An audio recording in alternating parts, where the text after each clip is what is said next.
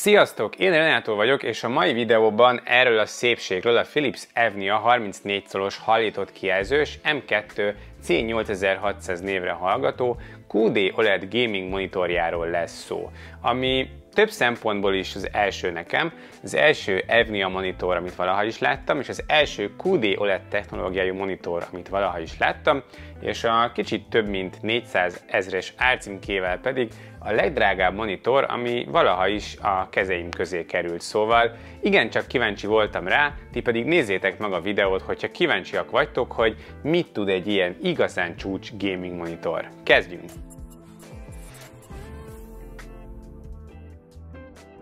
Nos, a kibontás elég egyszerű, és szerszám sem kell az összeszereléshez. A talp ilyen érdekes fehér borítást kapott, olyan, mintha ilyen újrahasznosított műanyag lenne.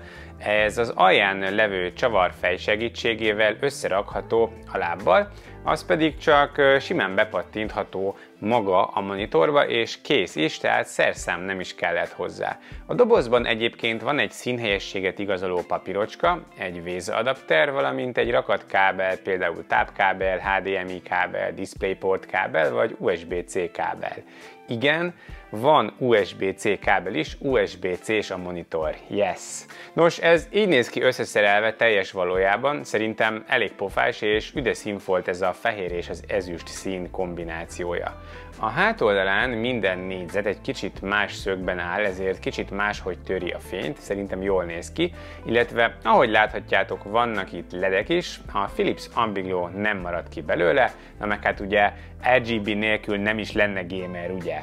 A kis szellőző rostélyok pedig az OLED-nek kellenek, illetve ventilátorok is vannak benne, amik hűtik a monitort, ezek teljes csendben egyébként valamennyire hallhatóak. A hátulján van még egy kis joystick, ezzel lehet a kijelző menüjében navigálni, de erről majd később. Bár elég dagi, de a screenbarom kompatibilis vele, ami további jó pont a szememben. Méretéből adódóan a talpa is elég hatalmas és komoly súlya van, de így stabil nagyon, viszont jó mély asztal kell neki, például az én monitor standemen sem fér el teljesen, lelógnak a talpak, és közelebb is van így a szememhez, mint ahogy szeretném, úgyhogy egy nagy és mély asztal, ami ideális hozzá. A monitor egyébként elég széles tartományban állítható, vertikális irányban is, valamint oldalra is körülbelül 20-20 fokot fordítható, és körülbelül 20 fokkal előre is dönthető. Én simán egyből meg tudtam találni a tökéletes pozícióját. Nézzük meg a kijelzőt, elvégre ugye ez a fő lényeg, mindenki erre kíváncsi. QD OLED, azaz Quantum Dot OLED, ez most az újdonság, ugye azt állítják, hogy ezek jobbak, mint a sima OLED panelek, mind fényerőben, mind színekben, mind pedig betekintési szögben. 34 szoros 3440x1440p-s felbontása van, hajlított a panel, van rajta egy tükröződésmentes bevonat, ami remekül működik. Nem tűnik egyébként matnak, de mégsem tükröződik rajta a fény, sem a screenbar, hogyha direktben belevilágítok is egy kis piros ponton kívül semmi nem látszik, úgyhogy abszolút nem tükröződik, nagyon jó. Színek terén 149%-os sRGB lefedettsége van, és 98%-os Adobe RGB színteret tud, DCI P3-ból pedig 99,3%-ot. 10 bites, tehát 1 milliárd színt képes megjeleníteni, és maximum 175 Hz képfrissítési frekvenciát tud. Hát ezek komoly számok, és ugye QD OLED, szóval elég magasak voltak az elvárásaim. Nos, hát az első bekapcsolásnál így out of the box teljesítette, mert tehát azért elég komoly képe van. Nekem sincs gagyi monitorom, de az mégiscsak egy IPS LCD, ez pedig QD OLED, és ez teljesen más kategória, hogyha színekről van szó. Amit eddig szürke tartalomnak hittem, az ezen a monitoron mély fekete, úgyhogy hát igazából ezt vártam egy felső kategóriás monitortól, hogy az legyen a véleményem, amikor indítom, hogy hű, és ez azt tudja.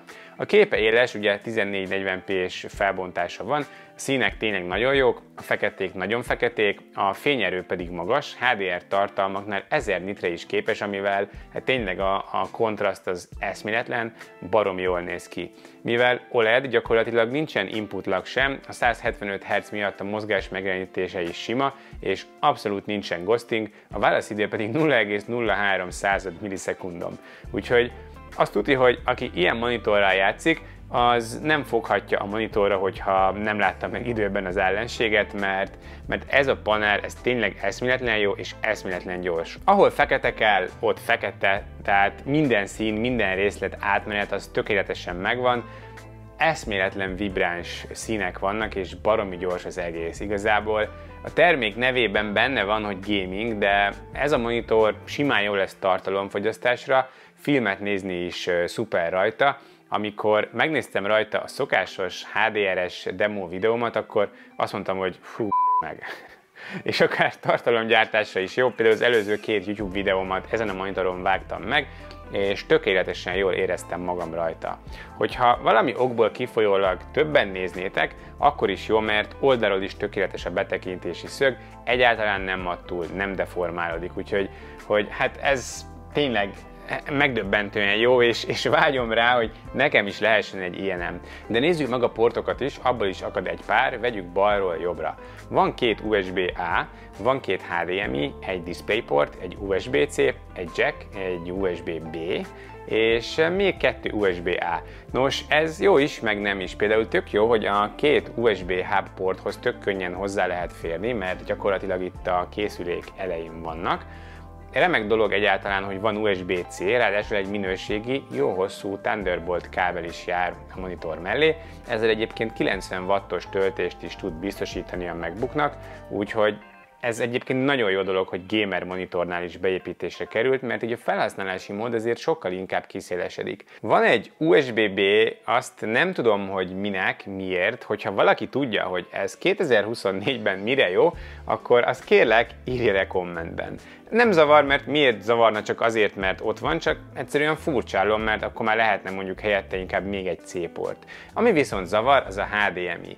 Mind a 2 HDMI 2.0-as szabvány tud, ami ezzel a monitor felbontással 120 Hz-es max képfrissítés jelent, miközben ez egy 175 Hz-es monitor. Tehát miért nem került bele 2.1? Nem fért bele ebbe az árba?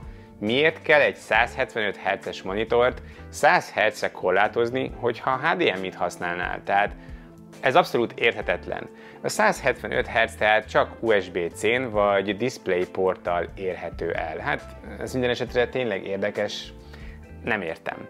A portok környékén egyébként van 2 darab 5 wattos hangszóró is, ami jó, hogy van, hogyha muszáj, akkor lehet használni, de nyilván ne ezen hallgass zenét, vagy ne ezen néz filmet, pláne ne ezzel játsz, de mondjuk értesítési hangokra, vagy akár egy gyors kis videóra, vagy egy meetingre azért jó, de nyilván azért ne számítsatok ilyen über brutál hangzásra. Én egyébként akkor használtam, amikor a MacBookot lecsukva vágtam a videót rajta, és akkor a hangot azt ezen hallgattam vissza, erre teljesen jó. De térjünk is rá erre a kis joystickra itt a hátlapon, ezzel vezérelhető a menü, hát ezt szokni kell, igazából nem vészes, de azért láttam már jobban kezelhető menüt. Mielőtt megkérdeznétek, igen, van magyar menü, Mariárként találod meg. Szerintem inkább maradjunk az angolnál, az jobban megy nekik. Szóval kategóriákra van osztva az OSD, a képbeállítások vannak az első lapon, szerintem ez teljesen magától érthetődő, vannak profilok, meg minden személyre szabható. A game mód alatt játékos beállítások vannak, például kirakható a célzó középre, vagy low input lag mód, bár egyébként teljesen felesleges, mert így is minimális. Aztán az ambiglow beállítások, amik amúgy jól működnek, ki tudják egy kicsit így terjeszteni a teret. Ugye a kijelzőn megjelenő színeket próbálja leképezni, és így nagyobb mélységet adni a képnek. Egyébként tök jó, egy kicsit lassan reagál, de ez egy aranyos feature, nekem személy szerint tetszik, de akit zavar, kikapcsolható. Az input és az audio, illetve a system azt gondolom evidens, de a setupban vannak még érdekességek. Ugye az OLED-ek problémája, velejárója a beégés. Az OLED panel kérmenüpontban vannak fontos funkciók, itt beállítható, hogy ha nem használod a monitort, akkor csökkentse a fényerőt, mert ugye a nagy fényerős fix tartalom a fő ellensége, hogyha ott hagyod a monitort pár percre, ezzel viszont leveszi a fényerőt. Valamint van pixel orbiting, ami egy kicsit mindig arrébb mozgatja az egész képet pár pixellel, hogy azok egy kicsit fel tudjanak frissülni. A játék közben ezt nem is veszed észre, de Mondjuk azért Windowsban észrevehető például egy szövegszerkesztés vagy böngészés közben, hogy pár percenként egy pár millimétert elugrik a kép valamelyik irányba. Valamint van pixel frissítés is, ami pár percig tart, és teljesen újra kalibrálja a pixeleket a monitor.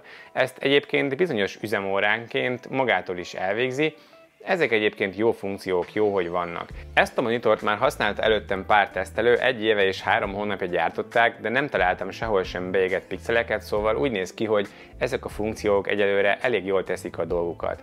Nos, hát szóval mit is kellene még mondanom? Tehát szerintem minden részét bemutattam nektek. Tehát nézzétek! Ez egy baromira jó monitor, már maga esztétikai szempontból is, hát szerintem remek, illetve széles tartományban állítható, ezért kényelmes bármilyen környezetben a használata. A QD OLED panel az pedig brutális, tehát tényleg gyönyörűek a színek, gyönyörűek a feketék, a betekintési szög, a képfrissítési ráta, a válaszidő, az input lag, nincsen ghosting, tehát minden, ami egy játékosnak kell, abban maximálisat nyújt, és nem csak játékra, hanem bármilyen más felhasználásra is szuper, és van rajta egy 90 wattos teljesítményű USB-C port, ami remek, mondjuk, hogyha MacBookkal vagy Mac Minivel használnád. A 2.0-as HDMI csatlakozók azok érthetetlenek, tehát DisplayPorttal vagy USB-C-vel lehet ezeket kiváltani, és a kábelek a csomag részei, tehát azokat sem kell külön megvenni. Hátrány lehet még, hogy teljes csendben azért valamelyest hallhatók a ventilátorok, egy picit most is hallom egyébként, egy ilyen 40-50 centről is hallani lehet, halkak, de mégis esetleg egyeseket ez zavarhat. Én is néha felkaptam rá a fejem, bár csendes módba is rakható, vagy teljesen kikapcsolható, de hát gondolom az nem tesz jót a panel tartóságának, nem véletlenül vannak benne ventilátorok alapból. Zseniális monitor ez, jelenleg körülbelül 440 000 forintért vihető haza. Akinek egy csúcsmonitor kell és megteheti, az vegye meg nyugodtan. A többieknek, akiknek mondjuk csak egy álom marad, azért remélem nekik is tetszett a videó, mert most már legalább tudjátok, hogy van ilyen is. A Philipsnek nagyon szépen köszönöm a lehetőséget, hogy kipróbálhattam, és most már legalább tudom, hogy mire vágyom, hurrá!